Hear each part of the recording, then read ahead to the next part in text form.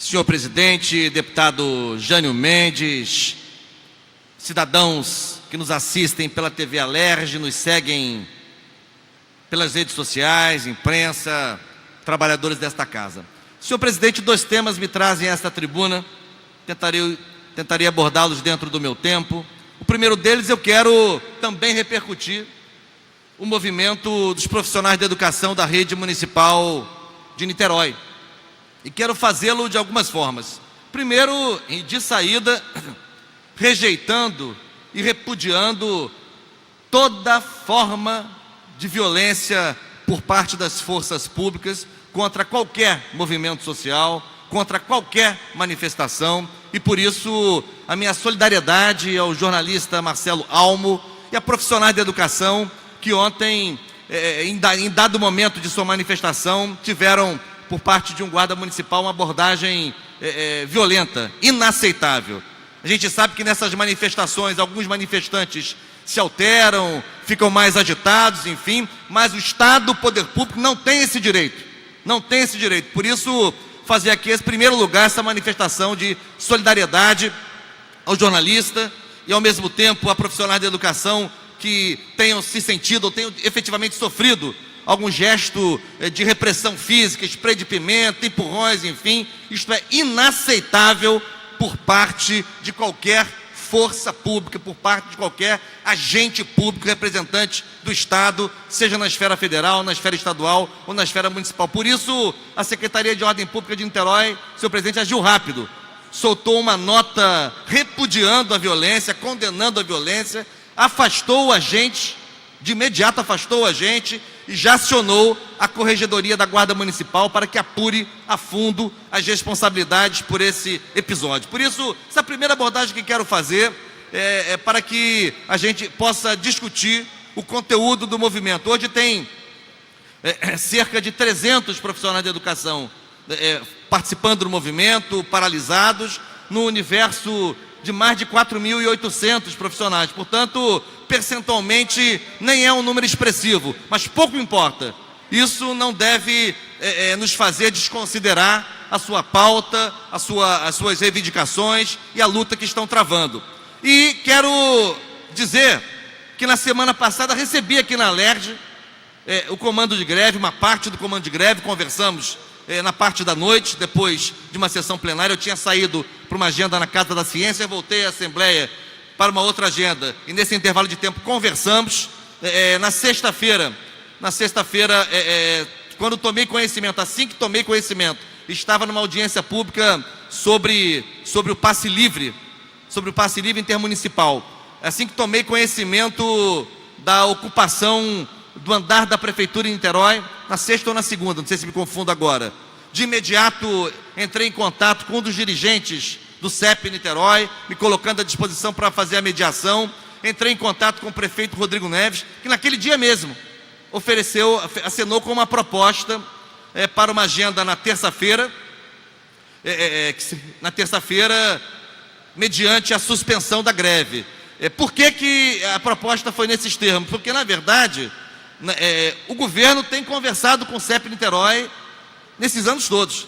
A secretária de Educação e o presidente da Fundação Municipal de Educação têm feito os sucessivos encontros de conversas. Eles agora querem conversar com o prefeito, que eu acho legítimo. Nenhum problema quanto a isso, ao contrário. Mas, assim, não tem faltado diálogo entre o governo municipal e o sindicato, porque a secretária de Educação e o presidente da Fundação são o governo, são legítimos representantes do governo. E como o governo tem dialogado, e como também é um destaque que precisa ser feito, tudo pode melhorar e há coisas que podem melhorar, sim. Certamente sim, na rede municipal de Niterói. Mas em 2014 entrou em vigor um plano de cargos, no momento em que o Estado do Rio de Janeiro e o Brasil embicavam para uma crise profunda, mas um plano de cargos que produziu melhorias remuneratórias que atingiu cerca de 70%.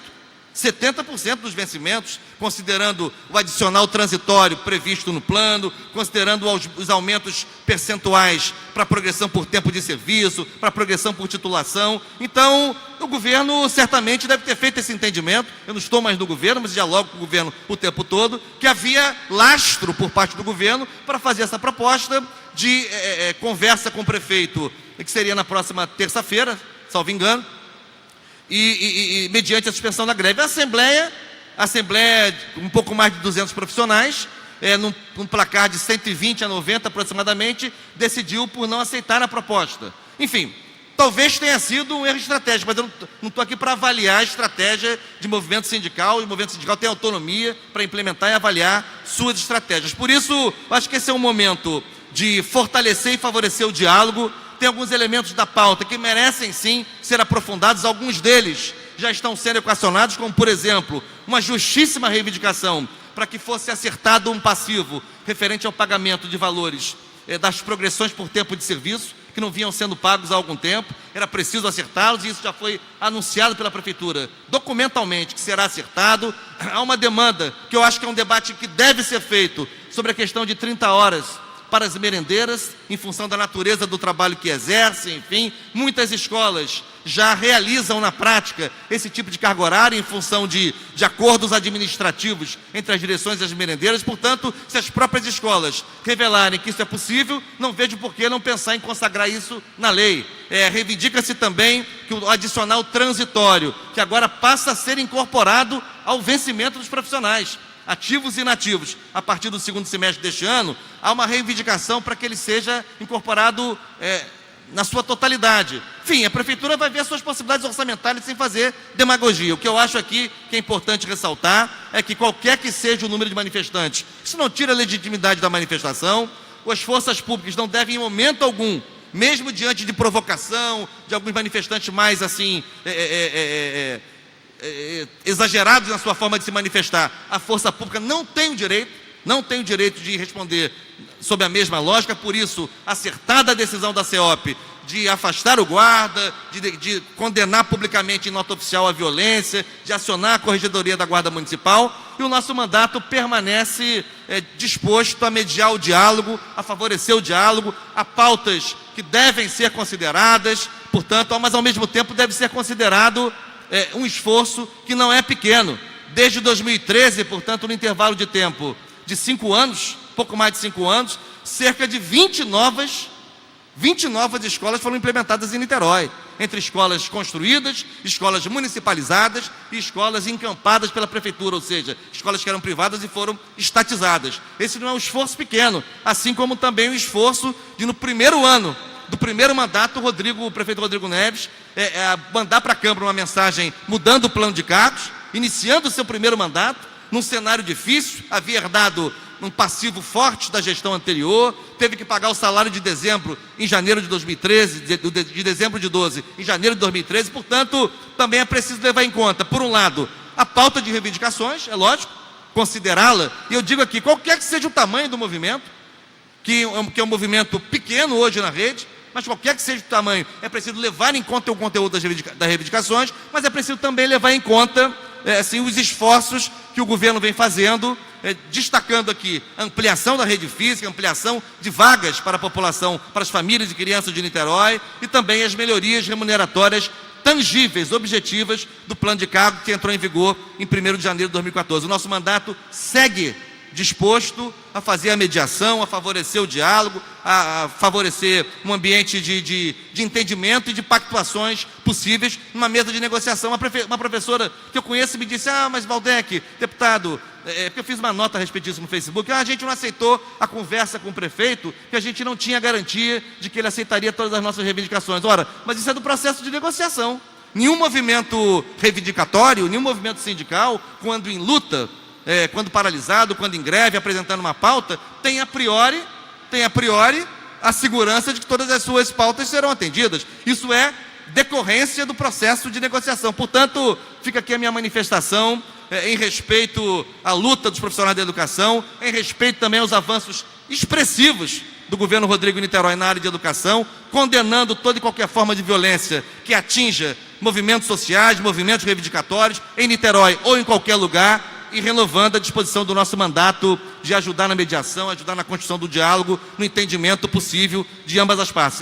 Num processo de tensão e de disputa, é razoável que as partes possam ver em que medida podem avançar, em que medida podem recuar nas suas pautas, nos seus movimentos, nas suas posições. Queria fazer esse depoimento aqui, que me parece importante, tendo em vista que tem uma relação não só política, não só profissional, mas afetual com a Rede Municipal de Educação de Niterói, que é uma das principais e mais brilhantes, qualificadas redes públicas de educação do nosso estado. Obrigado, deputado Jânio Mendes. Meu segundo tema, o tempo não permitirá, quero apenas anunciá-lo, que foi a audiência pública de hoje na Comissão de Educação, em que tratamos, Vossa Excelência conhece o tema, porque eu sei, tratamos da dificílima situação das escolas agrícolas da Rede Estadual de Educação, sejam as escolas vinculadas à SEDUC, são 7, embora uma delas já desativada, que é de Itaboraí, e uma única ligada à FAETEC, que é de Campos Antônio Sarlo, que também corre sérios riscos, e a perspectiva para ela agora é a sua incorporação ao ENF. De qualquer maneira,